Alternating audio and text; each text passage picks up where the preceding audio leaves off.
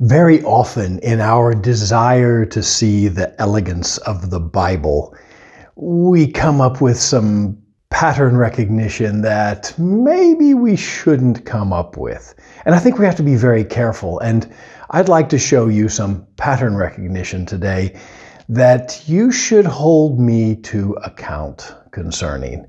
And I ask you to be like the Bereans and check the scriptures to see if this seems to be true. So I'm going to go through a couple of things that I think, okay, well, look at this. Is this interesting and is it really correct? So I'm going to take a pattern that other people have seen, and then I'm going to bring in a pattern at the end that I think will be a blessing to you. So I want to say something about Adam. Now, if there is some guy in history that's more talked about than Adam, well, I'd like to know who it is. You have to think, what could I possibly bring to this discussion?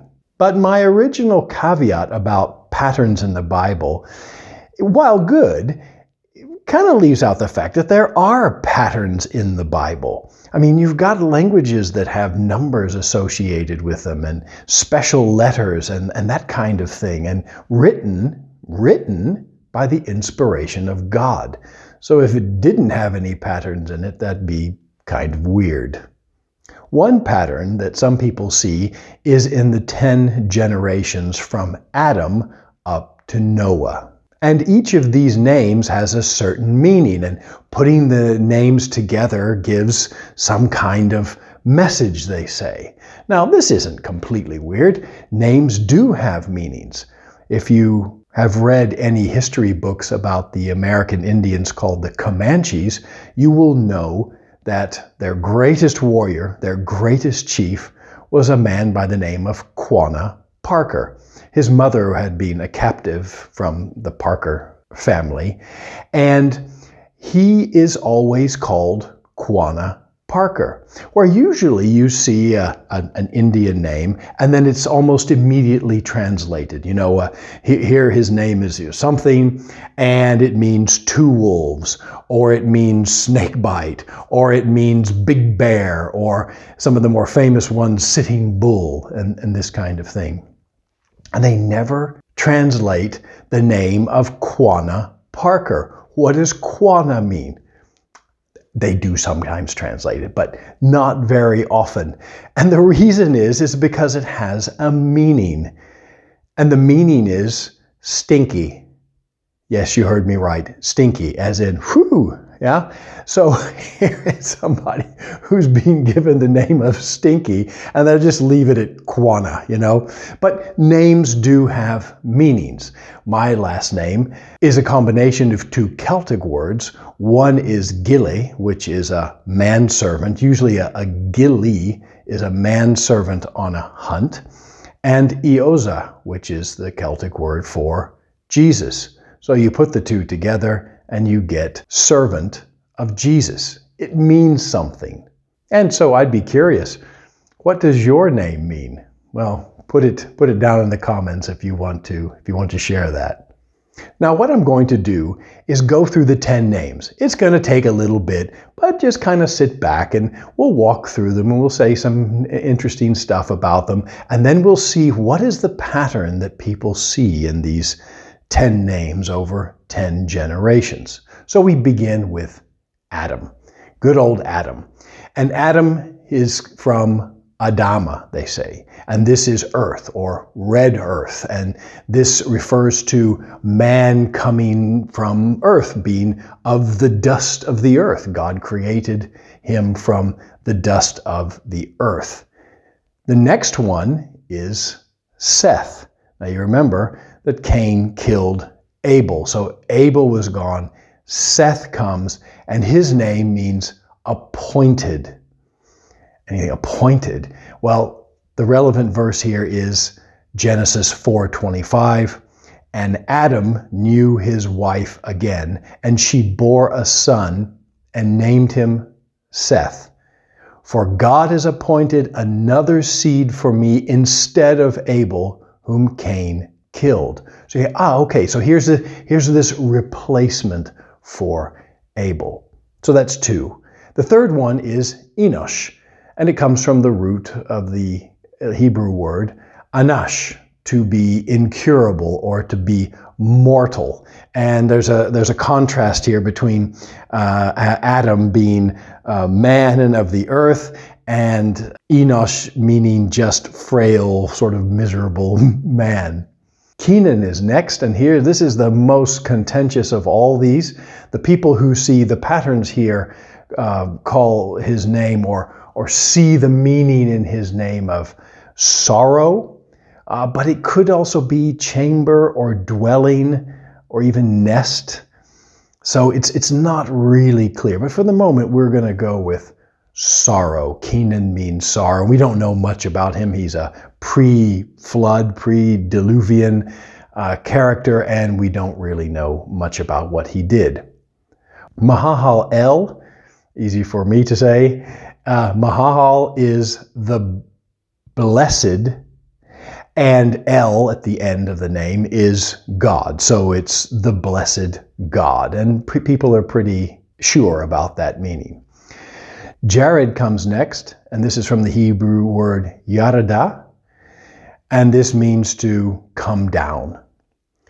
Enoch, seventh in line here, famously, and this name means initiated or teaching, but it can also mean choke or hang or strangle, and it's not completely clear, even among the experts. But we're going to go with initiated, or as in indoctrinated in, initiated in, like you would be initiated in a club or teaching. Then we have Methuselah, and he's of course very famous. No one, it's never really mentioned how old he is, but if you do the calculations, he comes out to 969 years old, not quite 1,000. But his death shall bring is what it means. Muth it means death, and shalach means bring or send forth. So Methuselah, his death will bring forth what? His death will bring forth the flood, and that's just what it did. And this is where God says, my spirit will go with man for 120 years, and this is not really a reference to how long we'll live, but it's how much time is left before the flood starts in Genesis, and that's a whole study unto itself. The next one is Lamech, and this means despairing, and this is where we get the English word lament or lamentation. And of course, the final one is Noah, and his name means comfort or quiet or rest, as in Genesis 5:29. And he called his name Noah, saying, "This same shall comfort us concerning our work and toil of our hands, because of the ground which the Lord hath cursed." So if you put all of these together, well, some people see a very interesting pattern. And here it is. If you start at the top, Adam, man, from the dust, man is appointed, Seth, appointed instead of Abel. Man is appointed mortal, sorrow, but the blessed God shall come down, teaching that his death shall bring the despairing rest. That is really cool. That is pretty compelling.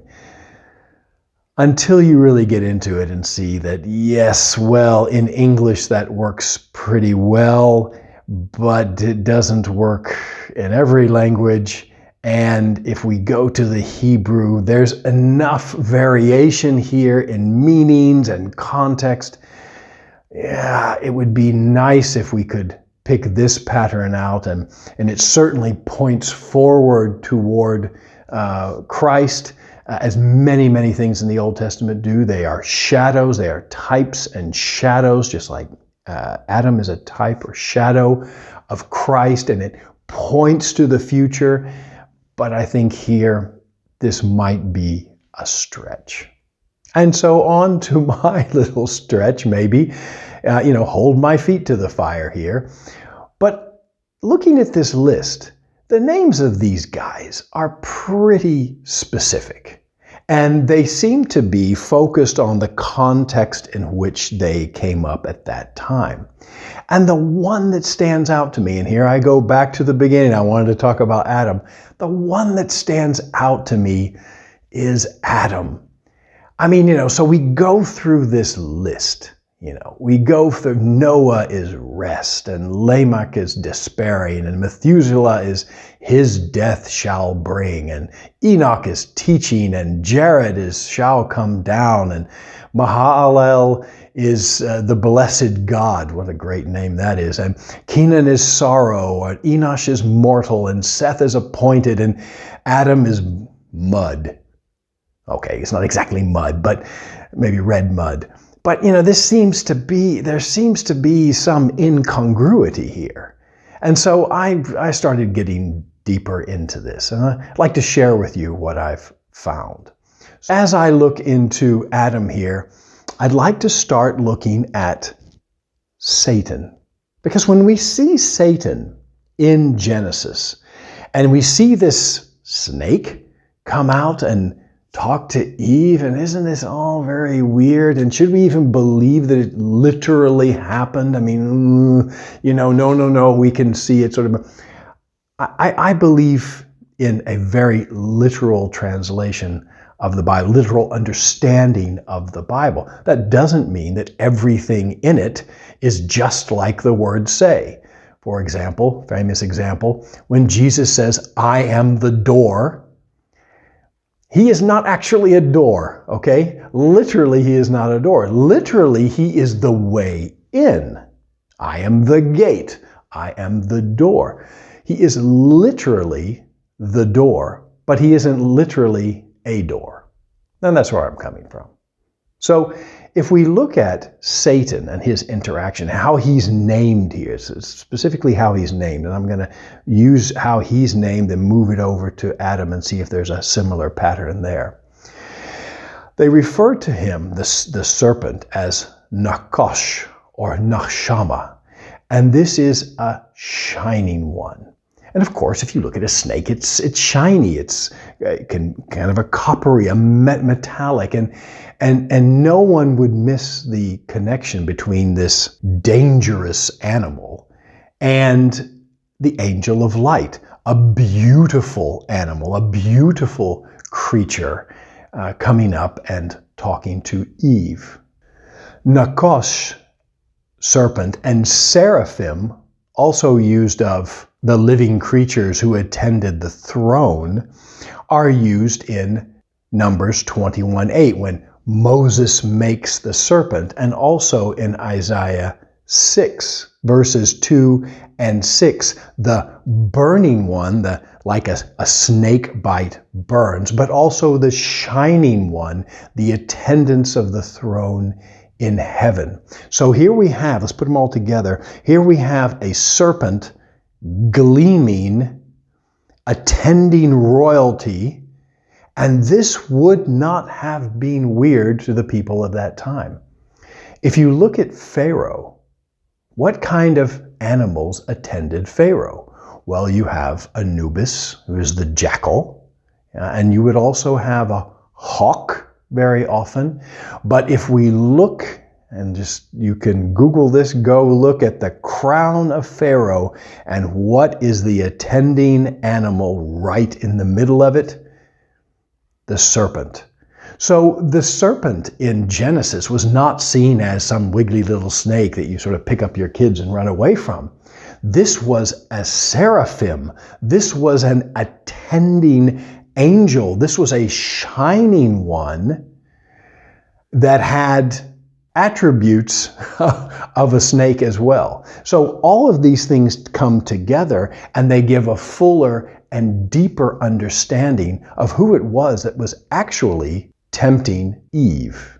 So Nakosh and Nachshama and seraphim, and they all kind of come together to give us this much better understanding, these related words that those people would have understood at that time. Let me try to do the same thing here for Adam. And I think it's an even more convincing argument. Now, Adam has a link to Adama, the earth, the dust. It says God made man out of the dust. No question about it. But that is actually later in Genesis. Let's look back at the original creation of man. Because I think if we emphasize the earthiness of Adam, we miss the other part, which is perhaps more important to understanding Adam's role, man's role, and his role as a shadow of Christ. Genesis 1:26 and 27 says, "And God said, let us make man in our image and after our likeness." So God created man in his own image. And that's where I'd like to go, the image and the likeness. And what I would contend is it's a little bit strange to link the word Adam here immediately with Adama before it's ever mentioned. In fact, it's a little bit out of the context. The context would argue for Dama, which is to be like, and in the feminine, likeness. In Isaiah 46, verse 5, it says, "To whom will you liken me, Dama, and make me equal and compare me, that we may be like?" Again, likeness, image, and equality. And again in Isaiah 40, verse 18, "To whom then will you liken God?" Or what likeness will you compare unto him? In the book of the generations of Adam, in Genesis, it is this aspect of creation, not that of Genesis 2, 6, and 7, that I think we should emphasize. Genesis 5:1 says, "In the day that God created man, in the likeness, the Dama, of God made he him." So Hebrews absolutely would have understood the link of Adam with Adama, but in this context, Dama is much closer to what the writers were meaning. And for Adam, I think that context is that Adam's name is linked to likeness and image, and less, or secondarily, to the place he came from, the red earth. So, in summary, Adam was a likeness and image, a shadow of the Christ to come. He was, like we are, made as an image bearer of God. And he is definitely of the earth. He is a physical being. We all are physical beings. But he contains a likeness of God. And this tells me three things. One, it sets him apart from the rest of the creation of heaven and earth. Second, it shows where he should have submission, and it shows where he should have dominion. And finally, it shows that he should be absolutely accountable to God, in contrast to what the serpent, the Nakosh, the seraphim, suggested.